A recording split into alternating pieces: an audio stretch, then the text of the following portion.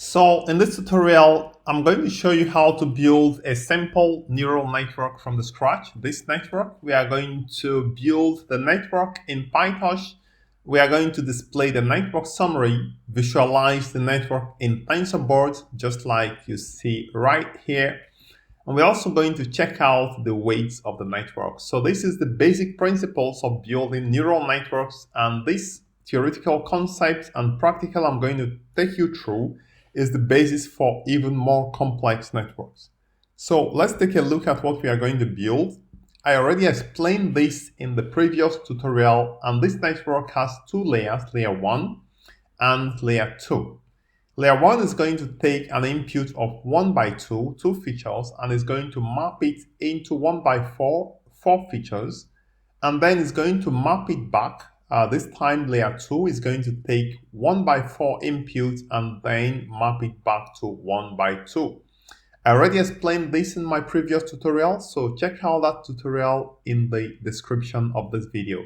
So let's go ahead to get started. I'm going to close this and let's start from the scratch. Now the network we are going to build, we are going to be using PyTorch, and it's quite easy to build networks using PyTorch. So the first thing I'm going to do is to import torch.nn as nn. Alright, so this is the first thing you need to do. Again, I want to remind you that if this is your first time to my channel, please subscribe so that you don't miss any update. Click on that subscribe button below. Let's continue. So I'm going to create a class to build a neural network in PyTorch. You are going to create a class that inherits from nn.module. So I'm going to call this simple feedforward network. So simple feedforward network nn.module. I'm actually not going to accept the IntelliSense. I'm going to type it out for you so that I can explain as I go. So when you are building a simple neural network, you need two methods. One is the constructor, the init method, and the second is the forward method. These are the two basic methods: init, the constructor, that is the init method, and then the forward method. So let's create the init method. This is what takes the dimensions you want to use and then creates the network. So this is going to be init, and we are going to give it the dimensions. So we need the input size, okay, and we also need the hidden size. Now, why do we call it the hidden size? Because the output of this network will be the same as the input size, right? The dimension on the output will be the same as that coming in from the input. So this conversion from input size to hidden size will happen in the internally, and it's not going to reflect in the output. Okay, so in this second line, we are going to now call super. Remember, this is inheriting from network.nn.module, so we can just call the super method and give it the simple feedforward network. It's called the init method of the super class. Now, the next thing we want to do is to define our layers. So define the two layers of the network. The two, let's just make it clear, they are linear layers. Later on, we talk about other kind of layers. So it's going to be self.linear1. So this is going to be a linear layer. It's going to be define the linear layers. Okay, so we have the first linear layer is a linear layer that takes the input size and outputs the hidden size. So when you define a layer, you provide the input dimension and the expected output dimension. And let's create the second layer. So it's going to be self.linear2 is equal to nn.linear, and in this case we are giving it the hidden size and it's going to output the input size, right? So we can actually have called it something else, maybe model size, because now this is going to be output size, right? But it's exactly the same as the input. And now I want to define an activation function. So I'm going to either use sigmoid or the ReLU activation function. And in this case, I'm going to be using the ReLU. So let's use ReLU. ReLU is better. I think it's much better than sigmoid for activation. So sigmoid is the basic activation function. It works, but for most cases, it doesn't perform as good as a rectified linear unit. So we create our activation function. So this network is complete now. Right, so we have two linear layers and one activation, and we now have to define the forward methods. So define the forward methods. I'm going to put a comment so that you understand what is happening here. So define the forward methods, and it's going to be define forward, and it's going to be self. The forward method is now going to take the inputs, right? So it's going to take the inputs. So let's call this input X. Let's call it X. So if I go back to my drawing, I called it X, right? So it takes a parameter X, which represents the input. Okay, so what does it do? It's going to pass this input through linear layer 1. What comes out from there is going to pass it through the activation function, and it's going to pass it through linear layer 2.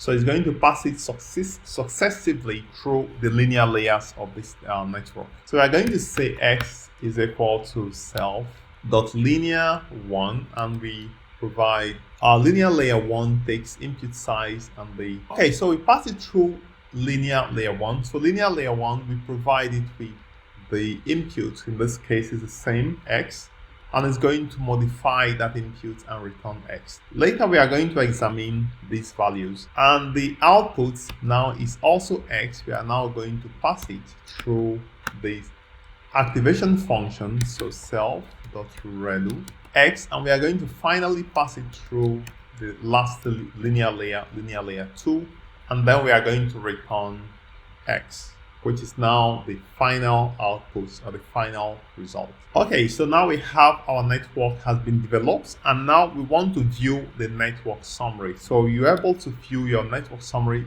For simple networks, it might be just clear what is happening here. But for complex networks, you actually need to be able to visualize your network. So I'm going to say print the network summary, and I'm going to say from Torch summary, import summary, and we create the network, simple feed-forward network, and we are going to provide it. I'm going to remove this 1020 so that it can be clear what is happening. So I'm going to provide an input size, right? It takes input size and hidden size. Input size of 2 and output size of, that's a hidden size, because in this case we need the hidden size. So hidden size of 4, right? So the hidden size of 4. All right, so we create the summary to be, the summary takes the model, and also it takes the shape of the input. So the shape of the input here will be 1 by 2. So one single input, but we have the dimension 2, which means 2 features. And let's keep it simple by specifying a batch size of 1, right? So batch size of 1, it means the number of items you want to handle concurrently. Okay, so I think this should be fine. So if let me run this first, so make sure everything is fine. Okay, this is init, not int. So run it. Okay, sorry, I missed something. So our network is fine, it's run correctly. And let's see if we have the summary. So I'm displaying the summary now. If you take a look, you'll see that we have the layers. The numbering of the layers is just serial. So it's actually layer 1 and layer 2. But we have the activation, it calls it another layer, right? So there is the activation that follows the first linear layer. So, but the thing you want to understand is the output shape of the linear layer 1 is 1 by 1 by 4. The activation doesn't change anything, but the second linear layer now outputs 1 by 1 by 2. So these 3 values represent the batch size, the number of input sequence, which is also 1, and the number of features of which is the dimension. Okay, so this is what we have here. Now you have total parameters 22. I explained something similar in the previous tutorial where we have all these weights and biases. So you can calculate them to be 22. But now we are going to talk about more details on weight and biases in a different tutorial. Just want you to understand how to set up your network and visualize it. Now let's go to the next step. We now want to visualize our network on a UI called the Tensorboard.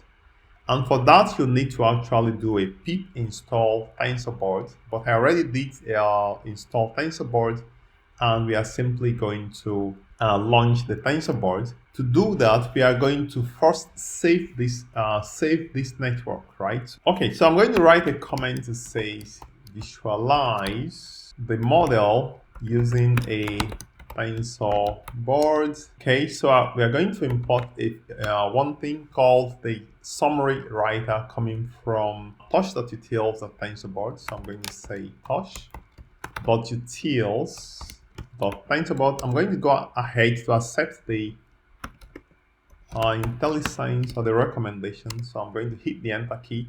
And we are creating the writer, a summary. We are adding a graph, which is our model, and we need an input, and then we are going to close it.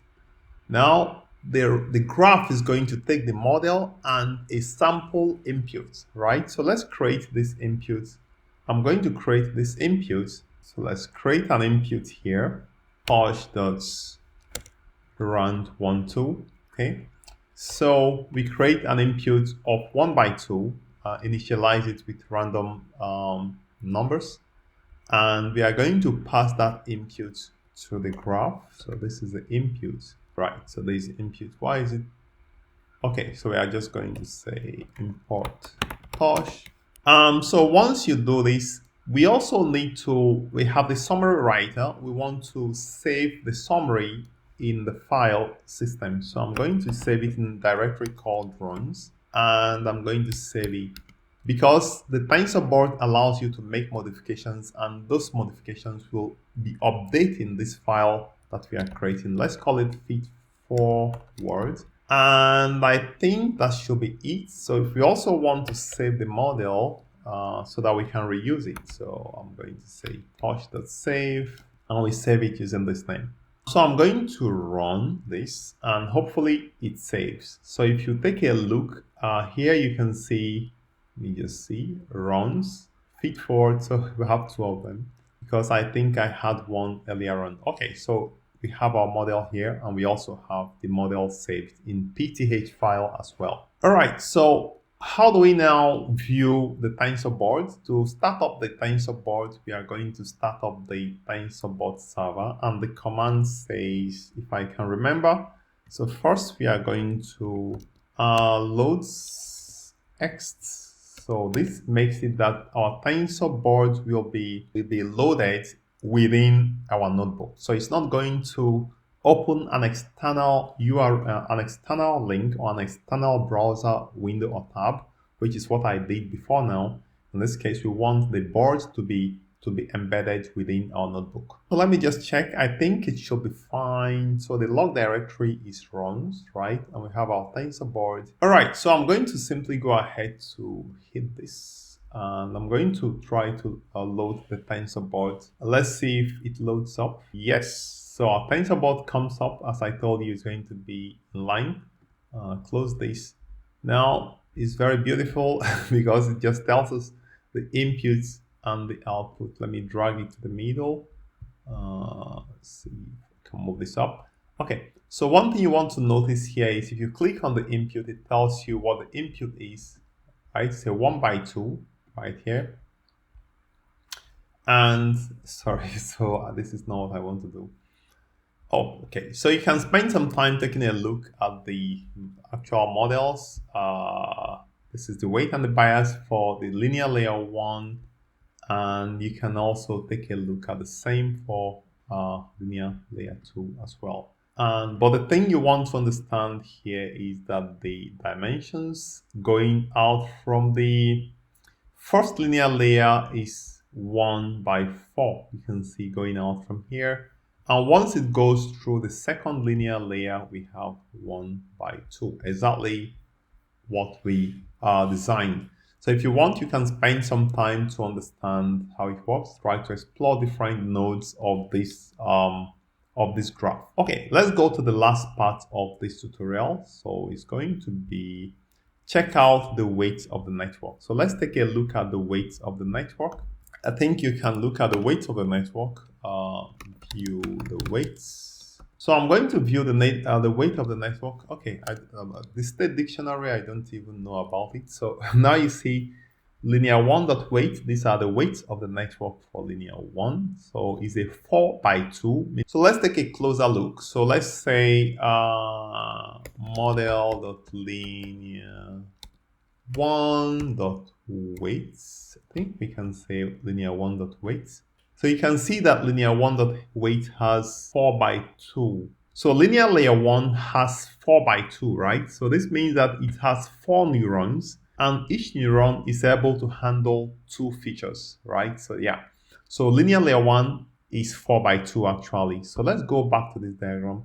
Linear layer 1 is 4x2, 4 neurons, each of the neurons handling 2 features. And linear layer 2 is 2x4, which means 2 neurons and each of them handling the 4 input features. So this is how exactly it works. So these are the weights of our network. I would actually like to stop here. I would also like to remind you to subscribe to my channel, support me on Patreon, buy me a coffee, or just click on the thanks button so that you can give your support. If you have any challenges, you're a student or you want to just learn about networks, transformer architecture, machine learning, and neural network, you need to reach out to me personally. You can write me a comment or reach out to me on my social network profile, and I will be happy to give you the needed support. I'd like to thank you for viewing, and we see you in the next part.